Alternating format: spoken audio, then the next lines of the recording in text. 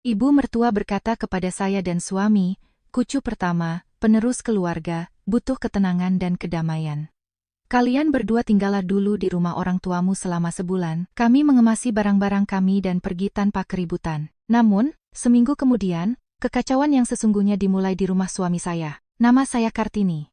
Saya bekerja sebagai akuntan internal di sebuah perusahaan bahan bangunan. Suami saya bernama Dimas. Dia seorang teknisi lift. Kami sudah menikah selama 3 tahun. Karena belum punya rumah sendiri, kami tinggal bersama ibu mertua di rumah bata besarnya yang berlantai 3 di kawasan Depok. Mungkin ada yang bilang kami hanya menumpang, tetapi kami tidak pernah menjadi benalu. Tagihan listrik, air, internet, gas, serta belanja kebutuhan sehari-hari sebagian besar kami yang membayar. Tidak ada yang memaksa kami. Saya melakukannya dengan sukarela.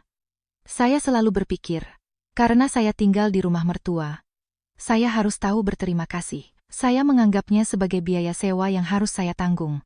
Selama 3 tahun, hampir setiap pagi saya bangun pukul 5, memasak bubur, menyemur daging, menyiapkan bekal untuk ibu mertua, mencuci pakaian, dan baru setelah itu terburu-buru berganti pakaian dan berlari ke tempat kerja. Malam harinya, selelah apapun saya akan pergi ke dapur untuk memasak makan malam, mengepel lantai, memeriksa apakah gas di tabung sudah habis, apa yang kurang di kulkas, dan apakah kamar mandi sudah bersih. Ibu mertua saya, Ibu Ratna, dulunya tidak terlalu cerewet. Beliau sering membanggakan saya di depan para tetangga, mengatakan bahwa saya rajin dan tahu diri. Mendengar itu, saya merasa sangat senang. Saya berpikir dalam hati, jika saya terus bersikap baik, lama-kelamaan keluarga suami akan menyayangi saya seperti anak kandung mereka. Namun, semuanya mulai berubah ketika Sinta, istri dari kakak laki-laki suami saya, melahirkan anak pertamanya. Begitu bayi itu lahir, suasana di rumah suami saya berubah menjadi pesta besar. Ibu mertua menggendong cucunya dan tak henti-hentinya berkata, "Penerus keluarga yang kutunggu-tunggu, emas permata hatiku." Saya tidak iri pada bayi itu. Apa salah seorang anak kecil? Tetapi dengan kehadiran sang cucu, sikap ibu mertua terhadap saya berubah drastis. Apapun yang dikatakan Sinta, Ibu Ratna selalu setuju. Cukup Sinta sedikit saja mengerutkan kening, ibu mertua akan langsung berbalik dan menegur saya. Cukup Sinta mengeluh lelah, seisi rumah harus menahan napas, berjalan berjinjit, dan berbicara dengan berbisik. Malam itu, saya pulang kerja lebih lambat dari biasanya. Cuaca musim panas terasa gerah dan lembab. Blus saya basah oleh keringat di bagian punggung. Begitu saya membuka gerbang dan masuk, saya terpaku. 2 koper milik saya dan suami berdiri tepat di depan pintu masuk. 1 koper kokelat milik saya, 1 lagi koper hitam milik Dimas, dan di atasnya ada tas pakaian yang dilipat seadanya. Dari pandangan pertama, jelas sekali bukan saya yang mengemasnya. Saya berdiri diam selama beberapa detik, dan semua kelelahan yang menumpuk tiba-tiba lenyap. Di ruang tamu, di atas sofa, ibu mertua saya duduk sambil mengipas-ngipas dengan kipas kertas. Wajahnya sangat tenang, seolah-olah sudah menunggu kepulangan saya untuk menyampaikan sesuatu yang biasa. Sinta duduk di sebelahnya, menggendong bayinya. Dia menatap sang bayi, tetapi sudut bibirnya sedikit terangkat. Hampir tak terlihat, tetapi cukup untuk saya sadari. Saya bertanya kepada ibu mertua mengapa koper kami ada di luar. Ibu Ratna mengangkat kepala dan menjawab dengan nada yang sama sekali tidak terganggu, "Sinta butuh ketenangan setelah melahirkan. Bima masih kecil, sering kaget kalau malam. Jadi, kalian berdua tinggallah dulu di rumah orang tuamu selama sebulan." Saya merasa seperti salah dengar. Saya menatap Dimas. Dia berdiri di dekat tangga dengan wajah bingung, bibirnya terkatup rapat. Dia ingin mengatakan sesuatu, tetapi ibu mertua langsung memotongnya. "Ibu sudah putuskan, terlalu banyak orang di rumah tidak baik untuk bayi yang baru lahir. Orang dewasa harus mengalah pada anak-anak." Saya bertanya perlahan, apakah itu berarti beliau mengusir kami dari rumah selama sebulan? Ibu Ratna mengerutkan kening dan menyuruh saya untuk tidak berbicara dengan nada seperti itu, menambahkan bahwa ini adalah rumahnya. Kalau ibu izinkan tinggal, ya kalian tinggal. Kalau ibu suruh pindah sementara, ya kalian pindah. Ibu kan tidak mengusir kalian selamanya, jangan bersikap seperti korban yang malang. Saat itu, Sinta mengangkat kepala dan berkata dengan suara manis, "Tini, aku juga merasa tidak enak, tapi aku baru saja melahirkan. Aku lemah. Bayinya sering menangis di malam hari, dan kalau banyak orang lalu lalang di rumah, aku tidak tahan. Tolong mengerti posisiku." "Ya." Saya menatapnya. Jika dia benar-benar merasa tidak enak, matanya tidak akan bersinar karena gembira. Saya memandangi seisi rumah. Lantai ruang tamu berkilau karena semalam saya sendiri yang mengepelnya. Gorden yang saya cuci minggu lalu, saya sendiri yang melepas, mengeringkan, dan berdiri di atas kursi untuk memasangnya kembali. Dapur, kulkas, mesin cuci setiap sudut rumah ini menyimpan jejak tangan saya. Dan sekarang, hanya karena satu kalimat bahwa penerus keluarga butuh ketenangan, saya tiba-tiba menjadi orang asing. Dimas mendekati saya dan berkata pelan, "Tini, ayo kita ke rumah orang tuamu beberapa hari, nanti aku akan bicara lagi dengan ibu." Saya menatapnya. Saya tidak marah padanya, tetapi hati saya terasa dingin. Saya tahu dia mencintai saya, tetapi sifatnya yang terlalu lunak di hadapan ibunya selama bertahun-tahun ini membuat saya harus menanggung terlalu banyak hal. Saya tidak menangis dan tidak meninggikan suara. Saya hanya berbalik menghadap ibu mertua dan mengajukan satu pertanyaan. "Jadi, ibu ingin kami pergi?" Dia menjawab dengan sangat cepat, seolah takut saya akan berubah pikiran. "Ya, hanya sebulan. Jangan membesar-besarkan masalah. Menantu yang baik harus tahu kapan harus mengalah." Saya mengangguk.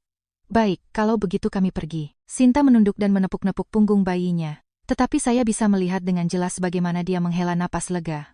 Saya meraih gagang koper dan berbalik ke arah Dimas. Saya menyuruhnya untuk mengambil dokumen dan peralatan kerjanya, sisanya tinggalkan saja. Ibu mertua mengerutkan kening dan bertanya, "Kenapa harus sedramatis ini?" Saya tidak menjawabnya. Saat mendekati pintu, saya berhenti, menatap lurus ke arah Sinta yang sedang menggendong bayinya, dan berkata sangat pelan, tetapi dengan setiap kata yang tegas, "Aku hanya berharap kamu bisa bertahan di rumah ini tanpaku." Setelah mengatakan itu, saya menyeret koper keluar pintu.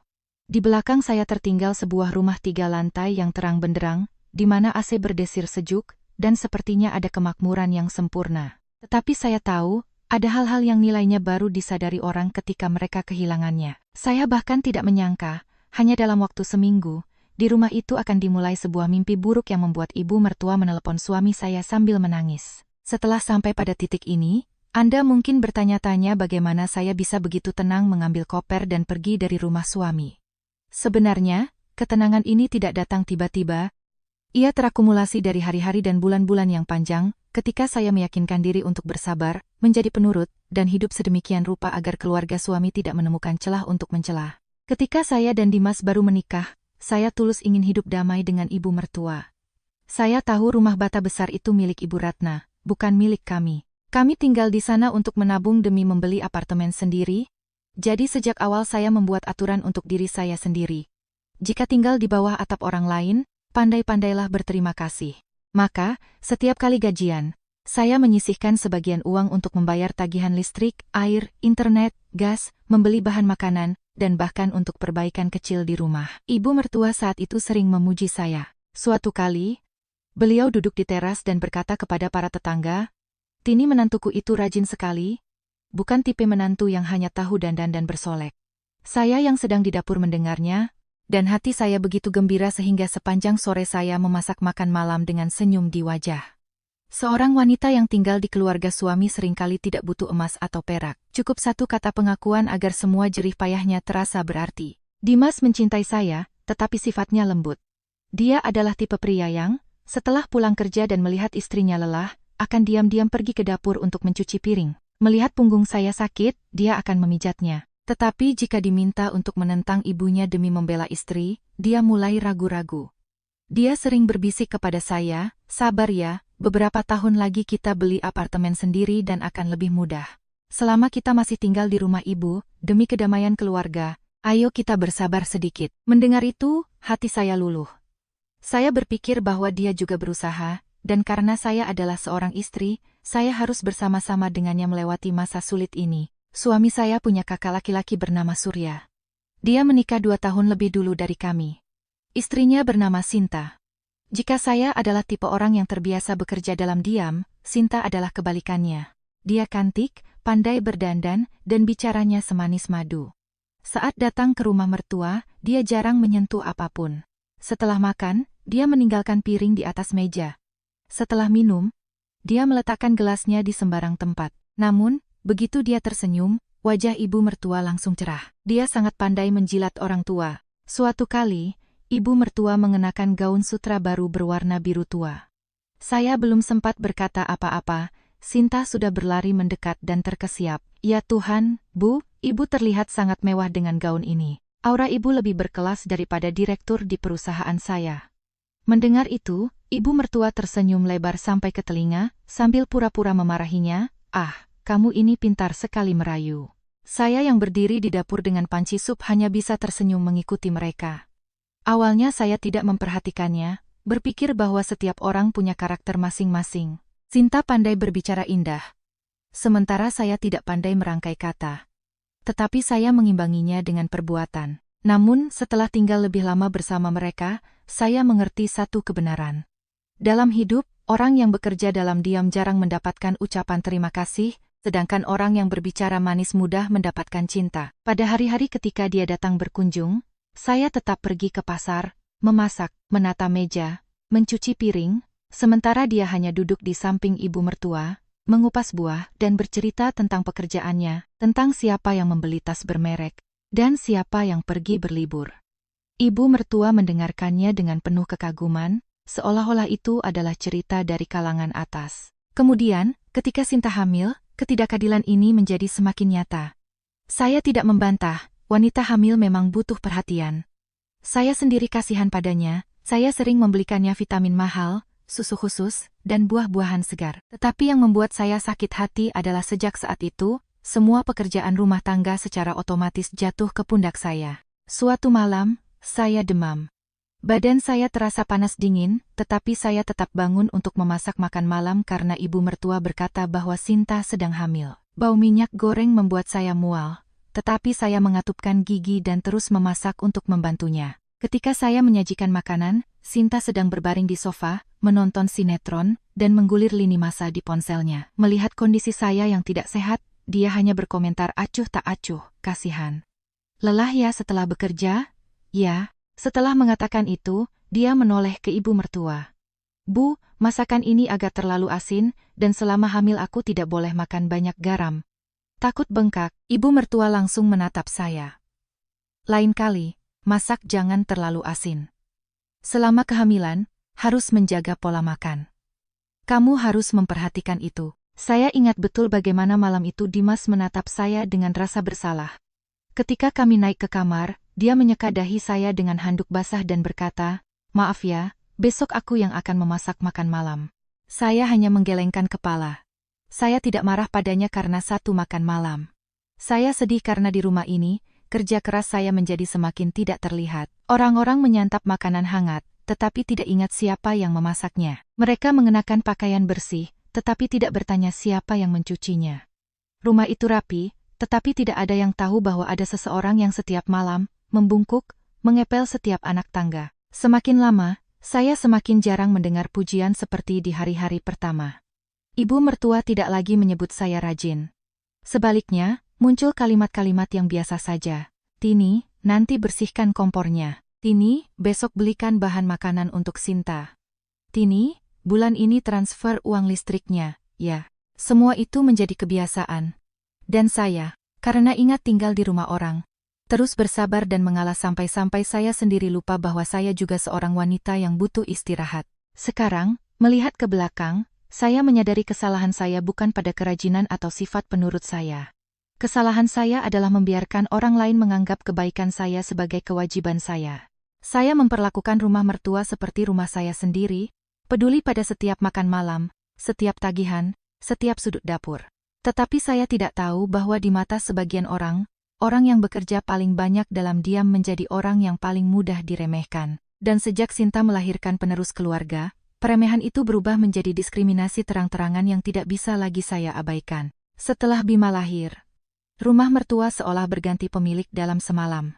Dulu, orang-orang setidaknya masih sedikit basa-basi satu sama lain. Tetapi sejak Sinta membawa pulang bungkusan merah yang menangis dari rumah sakit, semua di rumah mulai berputar di sekitar kata penerus keluarga. Ibu Ratna membanggakannya di setiap kesempatan. Akhirnya, di keluarga kita ada penerus nama keluarga. Terdengar seperti kegembiraan biasa seorang lansia yang mendapatkan cucu.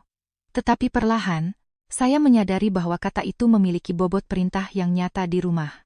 Sinta, setelah melahirkan, menjadi orang yang paling penting. Saya tidak menampik bahwa bulan pertama setelah melahirkan itu berat. Tubuh lemah, suasana hati tidak stabil, dan butuh perawatan. Tetapi dalam kasus Sinta, kelemahan ini digunakan dengan sangat cerdik. Hari pertama di rumah, dia bilang punggungnya sakit dan tidak bisa duduk lama. Keesokan harinya, dia menyatakan ASI-nya sedikit, jadi dia tidak boleh stres. Beberapa hari kemudian, dia mengeluh insomnia, tekanan darah rendah, dan pusing, yang membuatnya konon bahkan tidak bisa memegang sendok. Setiap kali dia menghela napas berat, ibu mertua langsung menatap saya seolah-olah itu adalah kesalahan saya. Saya tetap rutin pergi bekerja. Pagi-pagi sekali saya berangkat, dan malam hari, begitu melangkahkan kaki melewati ambang pintu, saya mendengar suara ibu mertua. "Tini, hari ini masak kaldu ayam untuk Sinta. Beli sayuran yang banyak, daging diet, dan masak yang lama supaya empuk." Terkadang, saya bahkan belum sempat mengganti sandal rumah dan minum seteguk air. Sinta sudah berteriak dari lantai 2. "Tini, aku ingin sekali makan sup ikan gabus. Dokter bilang ikan bagus untuk ASI." Saya melihat jam. Sudah hampir pukul 7 malam. Perut saya kosong, tetapi saya mengambil dompet dan pergi ke pasar untuk membeli ikan. Ada hari-hari ketika saya memasakkan menu terpisah untuknya. Sup harus tanpa bawang karena baunya tidak dia sukai. Kaldu tidak boleh asin karena dia takut bengkak. Daging harus empuk karena setelah melahirkan sulit mengunyah. Saya melakukan semua itu tanpa mengeluh. Tetapi ketika saya membawakan makanan, dia hanya makan 1 sendok, mengerutkan kening, dan berkata, "Terlalu hambar, Tini. Kalau makan seperti ini setelah melahirkan, ASI-nya bisa hilang." Sebelum saya sempat menjawab apa-apa, ibu mertua langsung menyahut, "Tini belakangan ini memang masaknya tidak enak. Besok buatkan sesuatu yang lebih bergizi. Dia baru saja melahirkan, harus hati-hati dengan makanan." Saya memaksakan senyum dan membawa piring itu kembali ke dapur. Kelelahan fisik saat itu tidak ada apa-apanya dibandingkan dengan perasaan terhina. Saya tahu, jika saya mulai berdebat, ibu mertua pasti akan berkata, baru dibilang 1 kata saja sudah tersinggung. Dan argumen keduanya pasti, "Sinta baru melahirkan, kamu sebagai adik ipar bisakan mengalah." Jadi, saya diam. Saya diam begitu lama sehingga desahan saya sendiri pun harus saya telan. Kemudian, Sinta mulai menetapkan berbagai aturan di rumah. Dia menyatakan bahwa setelah pukul 9 malam tidak boleh menyalakan TV karena suaranya menakuti Bima. Mesin cuci tidak boleh dinyalakan malam hari karena suara putarannya membuat kepalanya pusing. Pintu tidak boleh dibanting. Berjalan di tangga dengan sandal keras tidak boleh. Kamar mandi di lantai atas hanya boleh digunakan olehnya dan bayinya karena setelah melahirkan sulit baginya untuk turun. Setiap hal kecil secara terpisah terdengar logis, tetapi secara keseluruhan, sesi rumah berubah menjadi wilayah pribadinya. Dan saya bersama suami menjadi sekadar penghuni yang harus memikirkan setiap langkah kami. Suatu hari, saya pulang kerja. Bau panas dan debu jalanan masih melekat di tubuh saya. Saya mendekati boks bayi hanya untuk melihat Bima. Sinta langsung buru-buru menarik selimut, menutupi bayinya, dan mengerutkan kening seolah-olah saya membawa penyakit menular. Dia berkata, "Kamu seharian di luar, di sana banyak kuman. Jangan dekat-dekat bayi dulu. Kalau dia sakit, bisa gawat." Kata-kata itu membuat saya tertegun.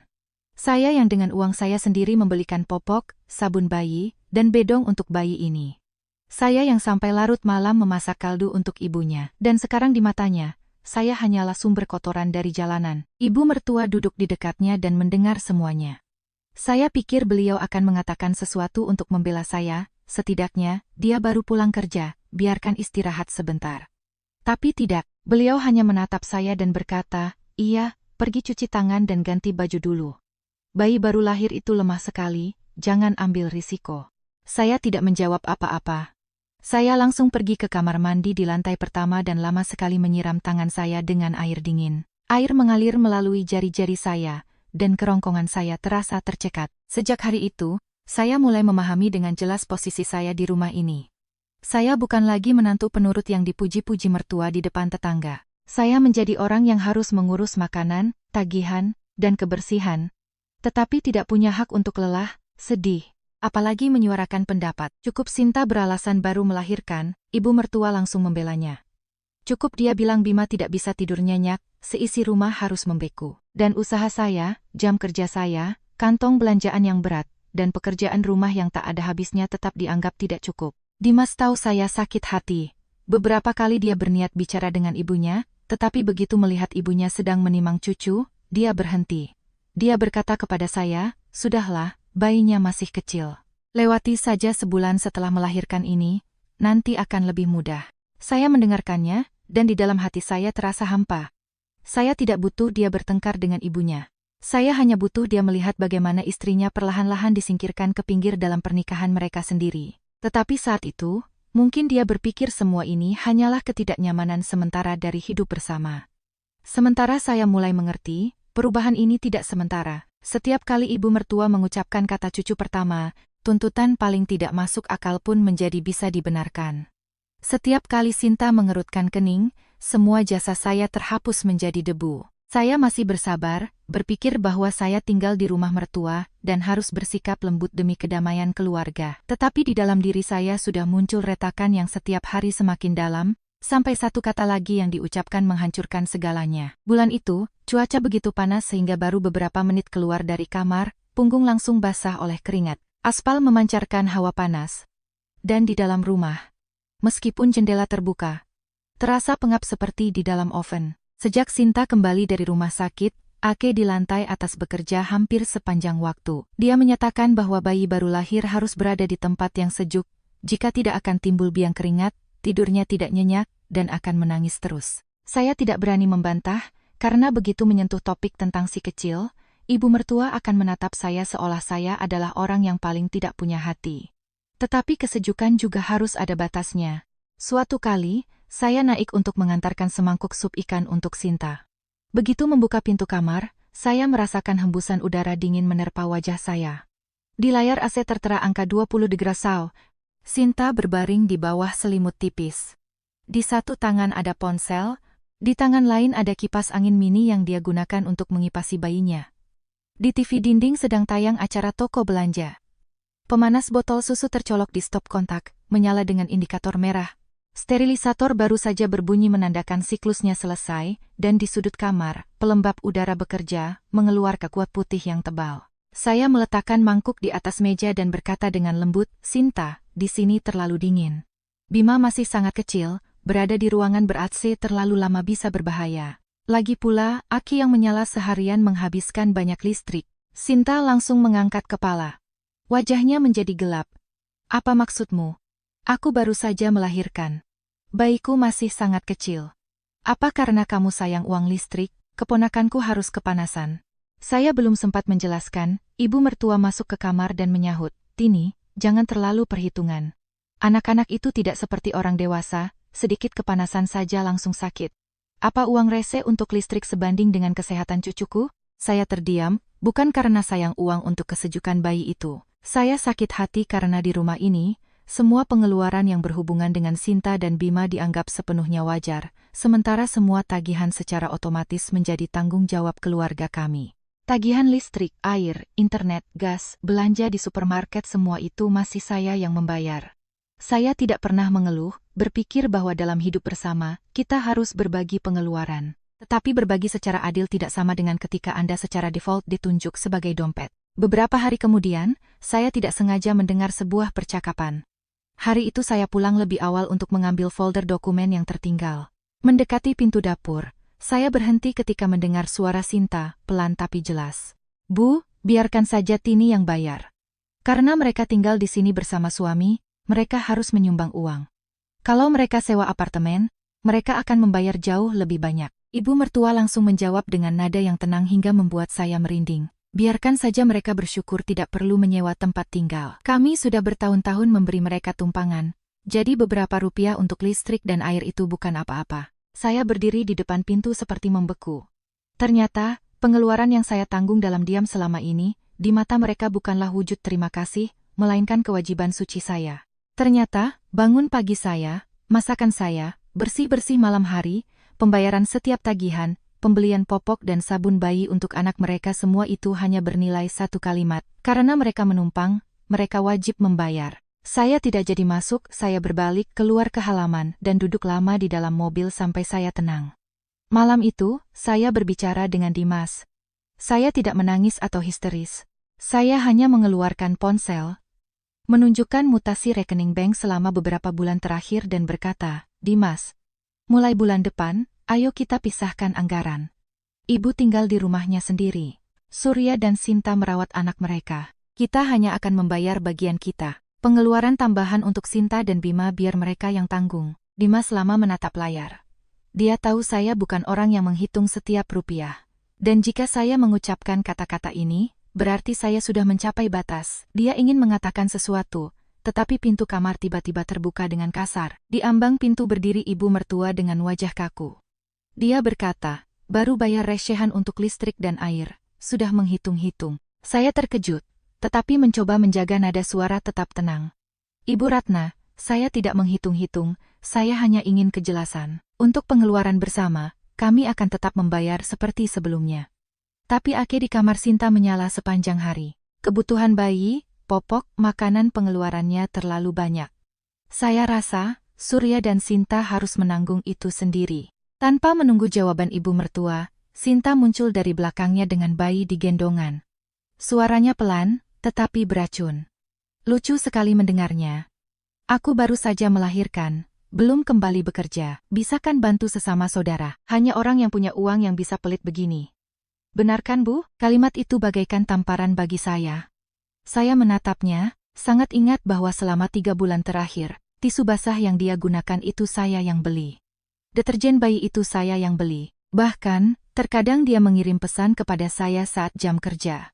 Nanti mampir ke supermarket ya, belikan aku beberapa bungkus popok. Saya tidak pernah menolak, dan sekarang, ketika saya hanya mengusulkan untuk membagi pengeluaran, dia menyebut saya serakah. Dimas meletakkan ponsel di atas meja. Suaranya terdengar lebih berat. Sinta, Tini tidak wajib menafkahi seluruh keluarga kita. Ibu mertua langsung menyerangnya. Dimas, apa yang kamu bicarakan? Kamu dan istrimu sudah bertahun-tahun tinggal di rumahku. Dan begitu ibu minta bantuan, kamu malah membela istrimu dan membantahku? Dia terdiam beberapa detik. Saya melihat tangannya mengepal, tetapi dia tidak menjawab apa-apa. Keheningan itu menusuk hati saya, tetapi kali ini saya tidak ingin memaksanya memilih pihak di depan ibunya. Saya hanya berdiri dan berkata pelan, saya sudah mengerti. Mulai sekarang, saya akan tahu apa yang harus saya lakukan. Malam itu, ketika seisi rumah sudah tidur, saya duduk sendirian di meja kerja. Saya membuka semua tagihan listrik, air, internet, gas, semua transfer untuk bahan makanan, untuk perbaikan pompa, untuk penggantian kabel, untuk pembelian kebutuhan Bima. Saya membuat sebuah tabel terpisah di mana saya mencatat dengan jelas tanggal, jumlah, dan tujuan pembayaran. Bukan untuk menuntut setiap rupiah. Hanya saja, saya punya firasat kuat bahwa suatu hari nanti, jika saya tidak punya bukti, semua jerih payah saya akan dihapus seolah-olah tidak pernah ada. Di koridor, AC dari lantai atas berdengung monoton. Rumah itu diselimuti cahaya remang-remang. Tampak seolah-olah semuanya tenang, tetapi sebenarnya, rumah itu sudah mulai membusuk dari dalam. Saya menatap monitor komputer, pada deretan angka yang tak berujung, dan hati saya menjadi semakin dingin. Dan seperti yang saya duga, hanya seminggu kemudian, ibu mertua benar-benar menaruh koper kami di depan pintu, menyuruh kami tinggal di rumah orang tua saya untuk memastikan ketenangan bagi sang penerus keluarga. Malam itu, setelah meninggalkan rumah suami, saya dan Dimas dalam diam mendorong koper kami menuju rumah orang tua saya.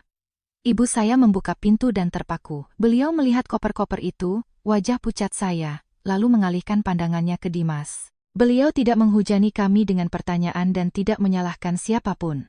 Beliau hanya diam-diam mengambil tas dari tangan saya dan berkata pelan, masuklah, anak-anak.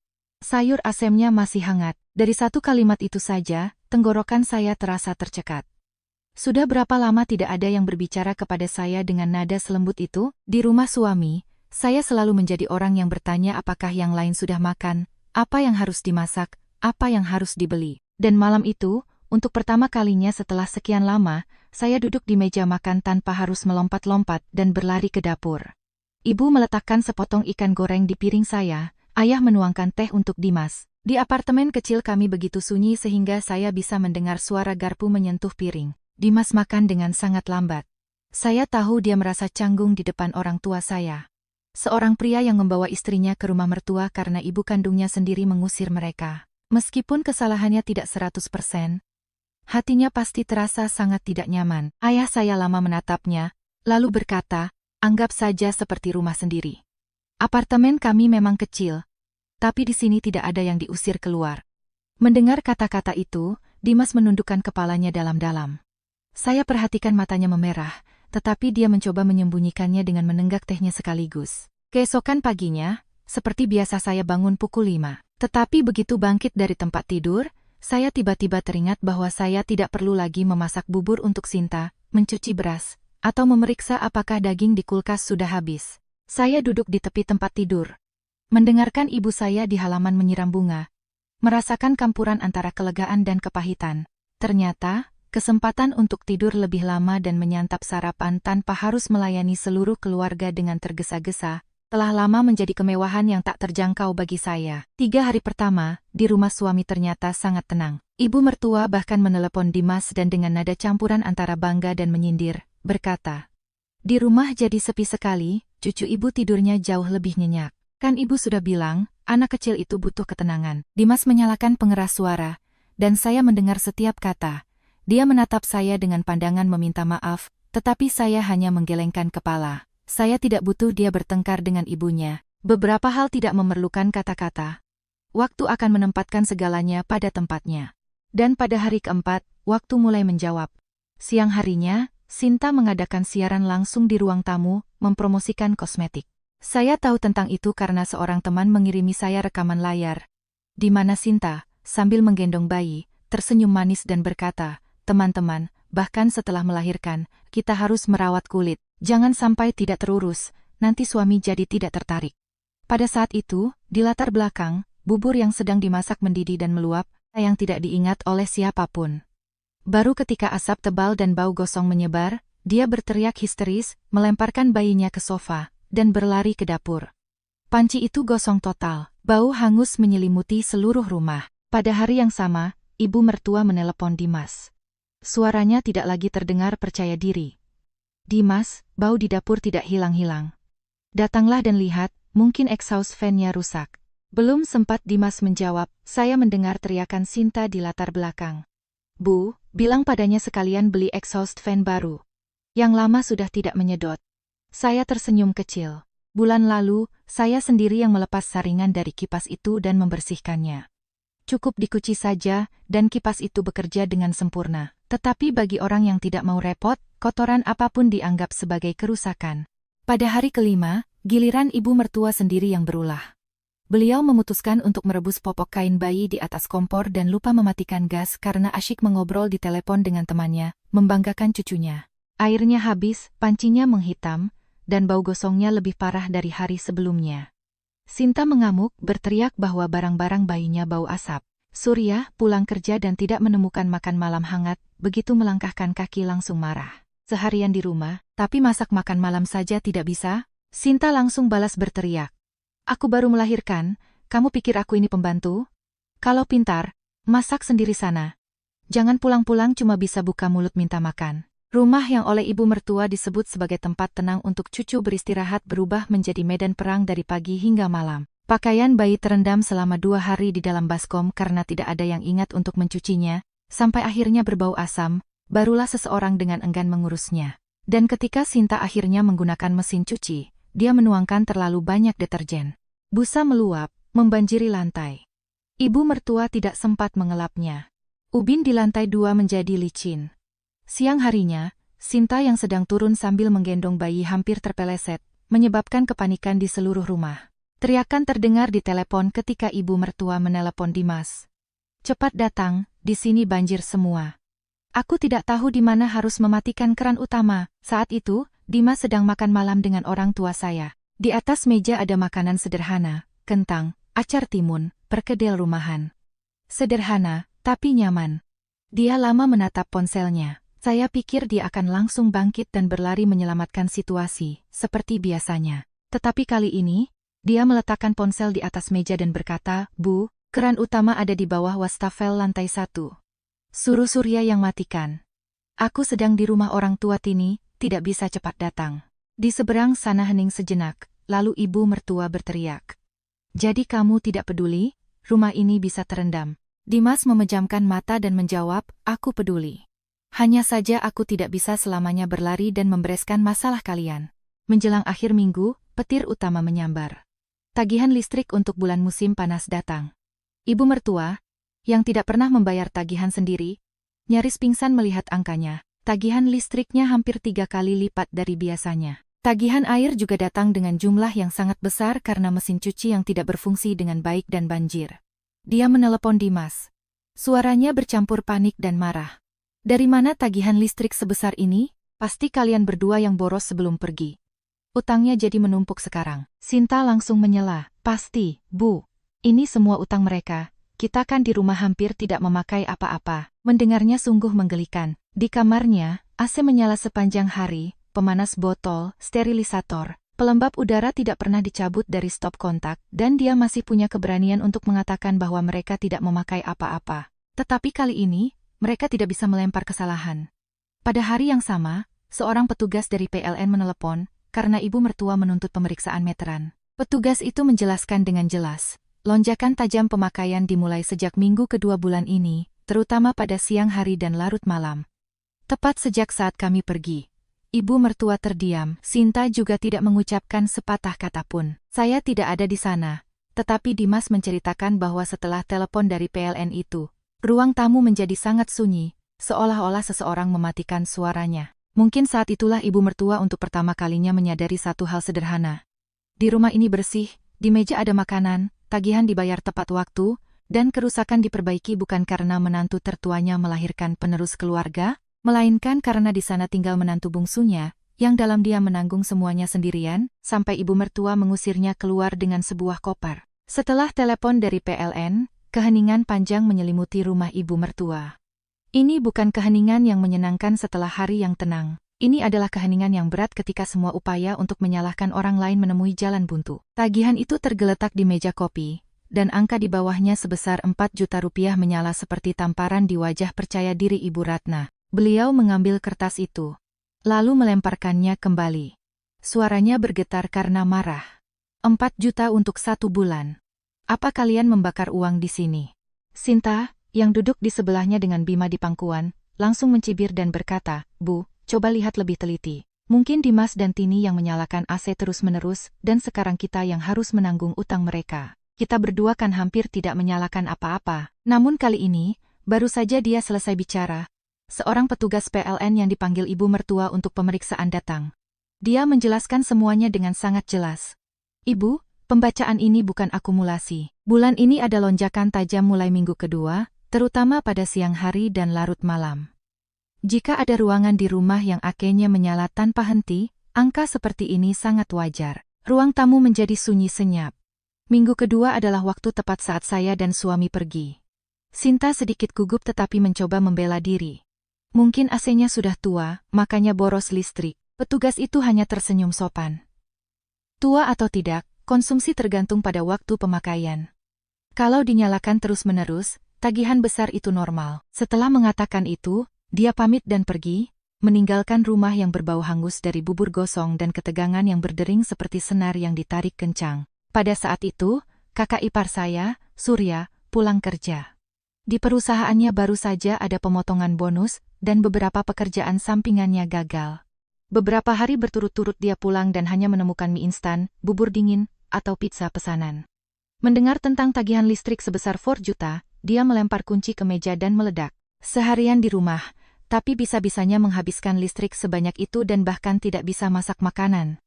Apa ada yang berpikir di rumah ini? Sinta langsung melompat. Kamu bilang siapa?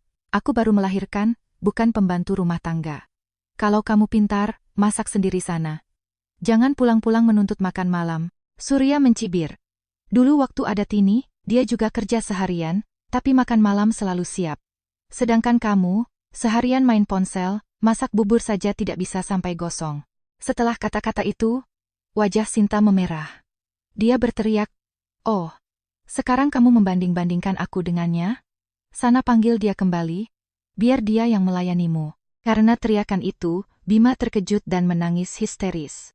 Ibu mertua bergegas menenangkan cucunya, sambil membentak keduanya, "Diam kalian."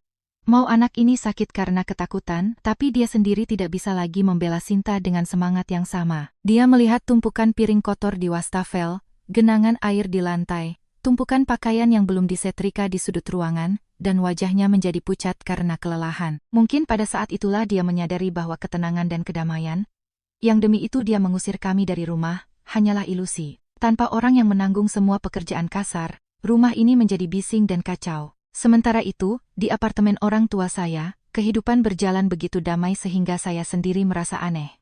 Pulang kerja, saya tidak perlu langsung lari ke dapur. Ibu biasanya sudah menyiapkan sayur asam hangat di atas kompor. Ayah duduk di balkon dengan korandan, melihat kami, berkata, "Cuci tangan dan duduklah makan, anak-anak." Setelah makan malam, ibu tidak membiarkan saya langsung mencuci piring. Dia berkata, "Duduklah, istirahat."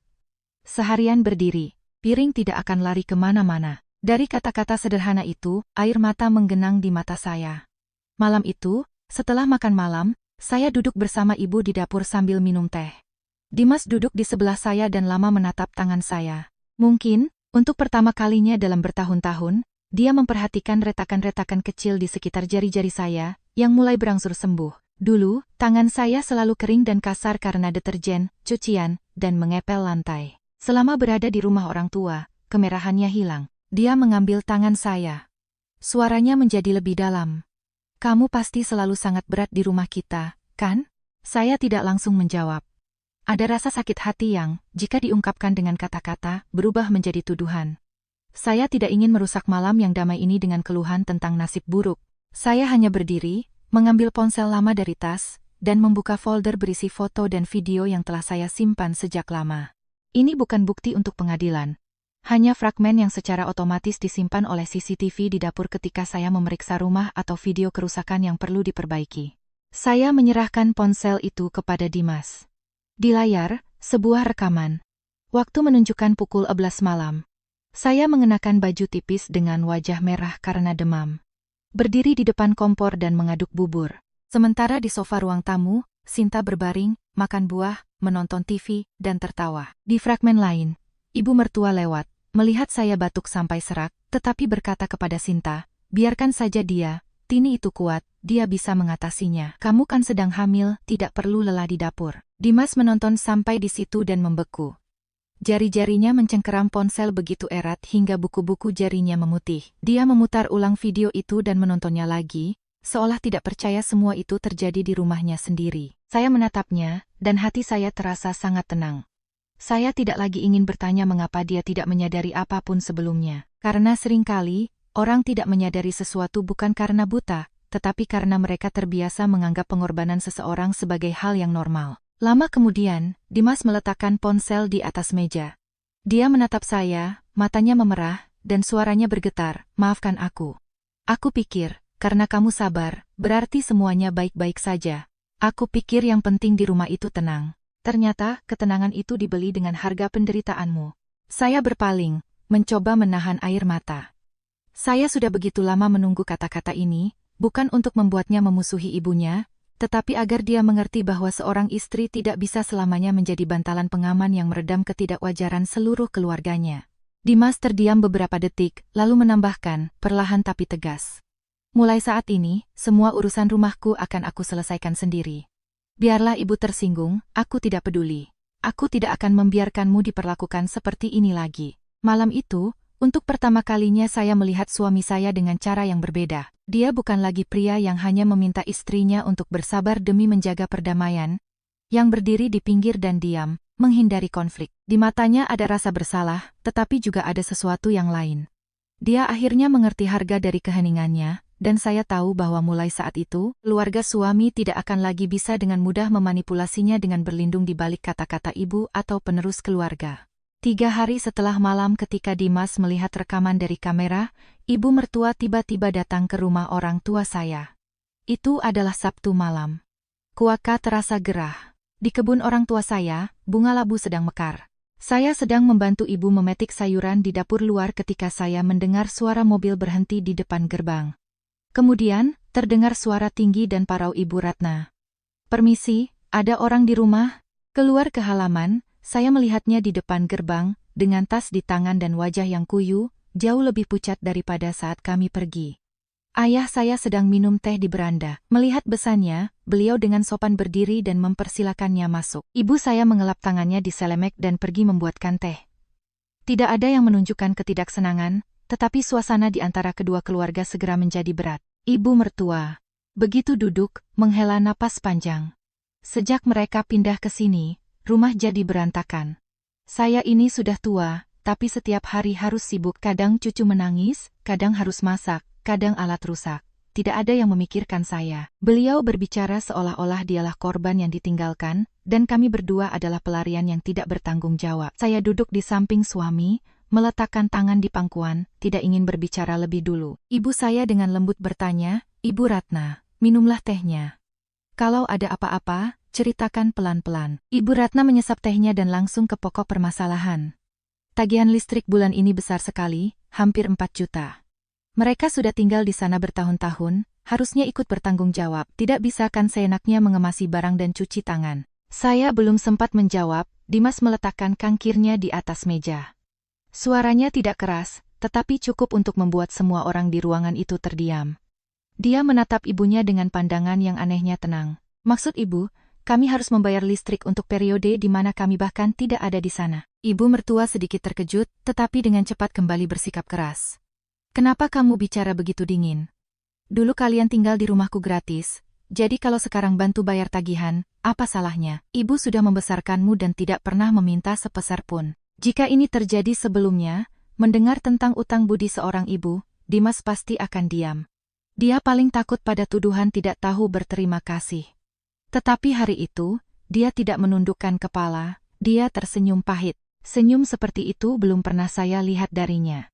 Dia mengeluarkan ponsel, membuka file pengeluaran yang sudah lama saya buat, dan meletakkannya di atas meja. "Dan selama 3 tahun ini, kapan kami tidak membayar, Bu? Listrik, air, internet, gas, bahan makanan, perbaikan pompa, penggantian kabel, perbaikan mesin cuci dan kulkas. Semua yang dibutuhkan rumah, Tini yang membayar atau membelinya sendiri. Ibu bilang kami tinggal gratis. Coba lihat dan katakan, mana yang gratis di sini?" Ibu Ratna menatap layar. Baris-baris tanggal, jumlah, dan tujuan pembayaran berderet satu persatu. Ibu saya yang duduk di sebelahnya juga tertegun. Mungkin bahkan orang tua saya tidak menyangka betapa banyak yang saya tanggung tanpa pernah mengeluh. Ayah saya diam, tetapi cengkeramannya pada cangkir teh menguat. Ibu mertua memerah. Tanpa menatap saya, beliau tiba-tiba berbalik ke arah Dimas. "Jadi sekarang kamu mendengarkan istrimu dan menghitung setiap rupiah yang dihabiskan untuk ibumu sendiri? Membesarkan anak, menikahkannya, dan sekarang dia malah membuat pembukuan dengan ibunya." Dimas menarik napas dalam-dalam. Saya melihat bahunya bergetar, bukan karena takut, tetapi karena mencoba menahan emosi. Dia perlahan-lahan mengucapkan setiap kata. "Masalahnya adalah, saya baru sadar sekarang, istri saya selama ini dianggap sebagai pembantu gratis. Ibu hanya butuh seseorang untuk memasak, membersihkan, membayar tagihan, dan melayani seluruh keluarga. Dan ketika ibu butuh ketenangan untuk penerus keluarga, ibu seenaknya menaruh koper kami di depan pintu. Menurut ibu itu adil?" Ruangan itu diselimuti keheningan yang mematikan. Saya menundukkan kepala, mencoba menelan gumpalan yang naik ke tenggorokan. Saya sudah begitu lama ingin mendengar kata-kata ini. Bukan untuk merasa menang, tetapi untuk tahu bahwa rasa sakit dan penghinaan saya akhirnya dilihat. Ibu saya menatap Dimas, dan pandangannya melembut. Beliau mengerti bahwa pria ini benar-benar mencoba membela istrinya. Harga diri ibu mertua yang terluka membuatnya bereaksi. Wajahnya pucat pasi, lalu memerah. Beliau tiba-tiba berdiri. "Bagus sekali. Baru beberapa hari tinggal di rumah mertua sudah belajar membantah ibu. Kamu sendiri diam, tapi menyuruh suamimu yang maju. Cerdik sekali rencanamu." Kali ini, saya mengangkat kepala dan menatap lurus ke matanya. "Saya tidak butuh siapapun maju untuk saya, Ibu Ratna." Tapi semua yang dikatakan Dimas barusan adalah kebenaran. Beliau hendak menjawab, tetapi ponsel di tasnya berdering. Itu panggilan video dari Sinta. Ibu mertua menekan tombol jawab. Melihat layar, beliau terkejut. Sinta, dengan rambut acak-acakan, menggendong Bima yang menangis meraung-raung dan berteriak panik, "Bu, kulit Bima merah semua. Aku tidak tahu ini karena panas atau alergi sabun. Cepat pulang, Bu. Surya pergi entah kemana dan belum kembali." Wajah Ibu Ratna seketika berubah. Sedetik yang lalu beliau berdiri di sini menuntut uang, dan sekarang dengan panik memasukkan ponsel ke tas dan bergegas menuju pintu keluar. Tetapi sebelum pergi, beliau tidak lupa melemparkan kalimat, "Baiklah, kalau kalian merasa begitu pintar, duduk saja di sini dan jangan pernah kembali." Dimas berdiri. Suaranya tidak keras, tetapi tegas. "Kalau ibu terus meremehkan istri saya, kami memang tidak akan kembali." Beliau membeku sejenak, tampaknya tidak menyangka putranya berani mengucapkan kata-kata seperti itu. Tetapi tangisan Bima di telepon membuatnya bergegas ke mobil. Gerbang rumah orang tua saya tertutup di belakangnya, meninggalkan halaman yang tenang disinari cahaya matahari sore. Saya menatap Dimas. Dia masih berdiri, menatap gerbang. Wajahnya menunjukkan rasa sakit sekaligus keteguhan hati. Saya tahu bahwa demi kata-kata ini, dia harus memutuskan banyak benang tak terlihat yang mengikatnya pada utang sebagai anak dan ketakutan mengecewakan ibunya. Tetapi pada saat itulah saya menyadari bahwa pernikahan kami masih layak untuk diperjuangkan, karena ketika saya dipojokkan, suami saya tidak lagi tinggal diam. Setelah ibu mertua datang ke rumah kami untuk menuntut uang listrik dan mendapat jawaban tegas dari Dimas, saya pikir beliau akan berhenti sejenak. Tapi tidak, di rumah mereka ketenangan tidak bertambah sedikit pun. Hanya saja sekarang, kekacauan ini tidak bisa lagi ditutupi dengan kalimat ketenangan untuk pewaris. Semua yang tersembunyi mulai muncul ke permukaan dengan begitu jelas, sehingga bahkan ibu mertua pun tidak bisa lagi menipu dirinya sendiri. Hari itu, Sinta, seperti biasa, memulai siaran langsung untuk menjual kosmetik. Saya mengetahuinya karena mantan tetangga ibu mertua mengirimi saya pesan. "Tini, di rumahmu ada keributan lagi ya?" Saya sedang di kantor, membaca pesan itu, dan jantung saya berdebar.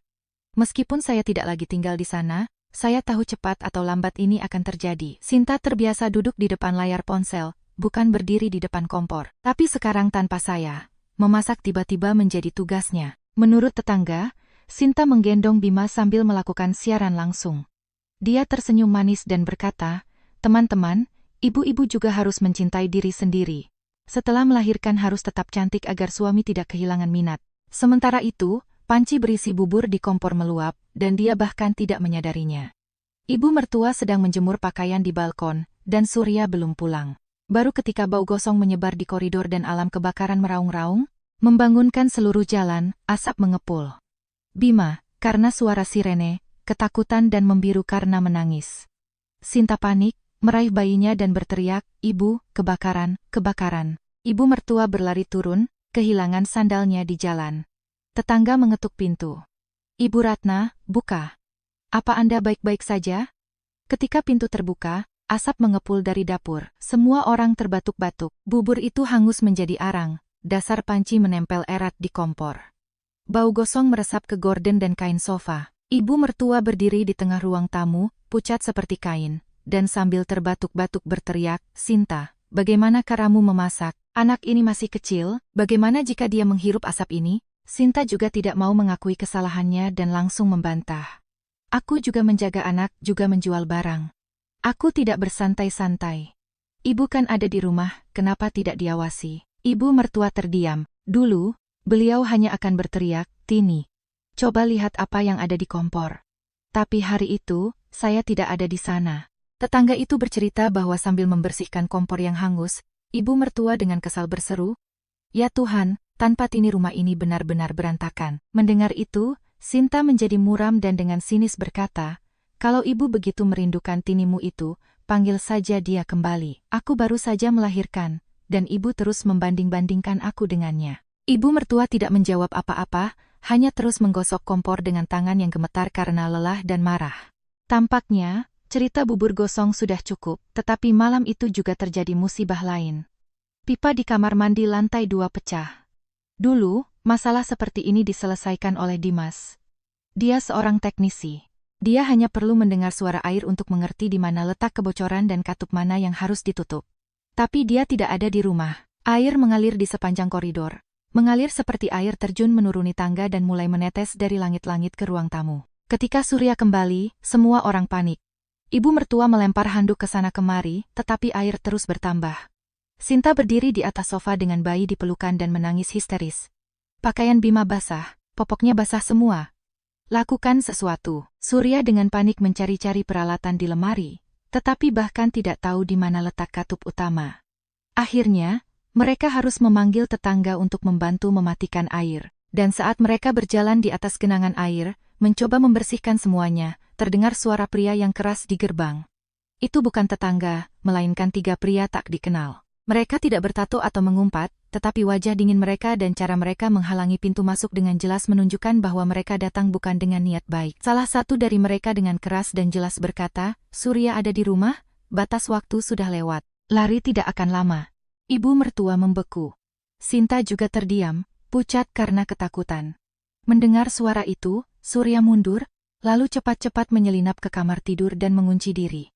Pria-pria itu tidak pergi. Mereka berbicara cukup keras agar seluruh jalan bisa mendengar. Utang kripto hampir 1,5 miliar. Janji-janji terus, tapi tinggal di rumah sebagus ini. Mau menipu kami, ya? Di sepanjang jalan, gosip mulai menyebar. Seseorang membuka sedikit gerbang, seseorang berpura-pura menyiram bunga tetapi melirik ke arah mereka. Bagi ibu mertua saya, yang di atas segalanya menghargai citranya di depan tetangga, ini adalah sebuah pukulan. Wajahnya menghijau. Mendekati mereka, beliau meminta, ayo masuk ke rumah dan bicara pelan-pelan. Jangan membuat keributan di jalan. Salah satu pria itu tersenyum dingin. Kami juga maunya pelan-pelan, tapi anak ibu bersembunyi.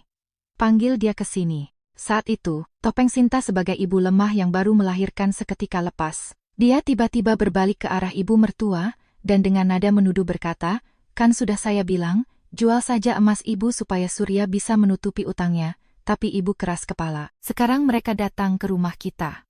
Apa ibu senang? Ibu mertua menatapnya dengan kaget. Beliau jelas tidak menyangka bahwa menantu perempuan tertuanya, yang begitu dia bela, yang dengan suara manis memanggilnya ibu terbaik. Di saat-saat sulit begitu cepat melimpahkan semua kesalahan padanya. Malam harinya, ibu mertua menelepon Dimas. Suaranya tidak lagi memiliki kekuasaan seperti dulu. Suaranya menjadi lembut dan bahkan bergetar. Dimas, datanglah, bantu ibu. Di sini kacau sekali. Saya duduk di sebelahnya. Telepon menggunakan pengeras suara. Dimas melirik saya sejenak dan bertanya, Bu, tenang dulu. Ibu butuh aku datang untuk membereskan masalah, atau menjadi kambing hitam dan menyelesaikan semua masalah kalian? Di seberang sana, keheningan panjang. Hanya terdengar tangisan Bima, gerutuan Sinta, suara air menetes, dan suara orang-orang yang masih belum pergi dari gerbang. Saya melihat Dimas, wajahnya tegang, tetapi tidak kejam. Dia masih menyayangi ibunya. Saya tahu itu. Tetapi kali ini dia mengerti, cinta tidak berarti harus buru-buru memperbaiki kesalahan orang lain dengan mengorbankan keluarganya sendiri. Ibu mertua dengan suara tertekan berkata, aku. Dimas memejamkan mata, menghela napas perlahan, dan menjawab, aku akan datang dan melihat apa yang bisa dilakukan, tapi aku katakan dari sekarang. Aku tidak akan membayar utang Surya, dan aku tidak akan membiarkan Tini kembali untuk membersihkan kekacauan kalian. Aku akan datang sebagai anakmu, bukan sebagai tukang sampah untuk seluruh keluarga. Itu terdengar seperti sebuah batasan yang jelas. Dan saya, yang duduk di sebelahnya, untuk pertama kalinya menyadari, badai yang sebenarnya di rumah suami bukan dimulai ketika kami pergi. Badai itu sudah lama membara. Hanya saja dulu, semuanya tersembunyi di balik tangan saya yang dalam diam melakukan semua pekerjaan. Sekarang, tidak ada lagi yang menyembunyikannya, dan kebusukan itu terlihat dengan segala keburukannya di depan semua orang. Dimas tiba di rumah ibunya keesokan harinya setelah makan siang. Dia tidak mengajak saya. Sebelum pergi, dia berdiri di depan pintu, menatap saya dan berkata, tetaplah di sini bersama orang tuamu. Aku akan pergi sendiri mencari tahu apa masalahnya. Aku tidak akan lagi menarikmu ke dalam kekacauan ini. Saya mengangguk tanpa banyak bertanya. Saya tahu dia masih kasihan pada ibunya, tetapi dia telah berubah. Sekitar 1 jam kemudian, dia menelepon saya melalui panggilan video. Begitu layar menyala, saya melihat ruang tamu ibu mertua dalam keadaan yang begitu berantakan sehingga saya tidak percaya. Di meja kopi, ada wadah yogurt yang terbuka. Beberapa tumpah dan mengeluarkan bau asam. Kantong popok bekas, tisu basah, pakaian bayi berserakan bercampur dengan tagihan yang belum dibayar, kabel pengisi daya, dan remote. Di sofa, yang setiap malam saya lap hingga bersih, terlihat noda-noda keputihan dari susu formula. Di lantai, genangan air yang keruh telah mengering. Rumah yang begitu dibanggakan ibu mertua di depan tetangga, hanya dalam seminggu berubah menjadi tempat yang seolah-olah baru saja dilewati badai. Ibu mertua duduk di tepi kursi, lebih kurus, dengan rambut yang diikat seadanya dan lingkaran hitam di bawah matanya. Tidak ada lagi jejak wanita berkuasa yang perkataannya adalah hukum. Melihat Dimas, beliau mengangkat kepala dan dengan suara serak berkata, kamu datang. Hanya 2 kata, tetapi di dalamnya terdengar kelelahan yang luar biasa. Dimas tidak menyalahkan. Sambil melihat sekeliling, dia bertanya, Bu, apa ibu sudah makan? Beliau terdiam dan menggelengkan kepala. Jawaban itu sedikit menusuk saya, tetapi tidak cukup untuk melupakan semua yang telah beliau lakukan. Orang merasa lapar hanya ketika tidak ada yang membawakan mereka semangkuk sup. Mereka menyadari kelelahan hanya ketika tidak ada yang diam-diam membersihkan untuk mereka. Dimas pergi ke dapur, memeriksa pipa-pipa, lalu kembali untuk bertanya pada ibunya tentang para penagih utang. Dan saat itulah dia menemukan sesuatu yang aneh. Buku tabungan yang selalu disimpan ibunya di laci kayu di kamar tidur, menghilang. Itu adalah uang simpanan untuk hari tua. Beliau sering membanggakan bantalan pengaman ini.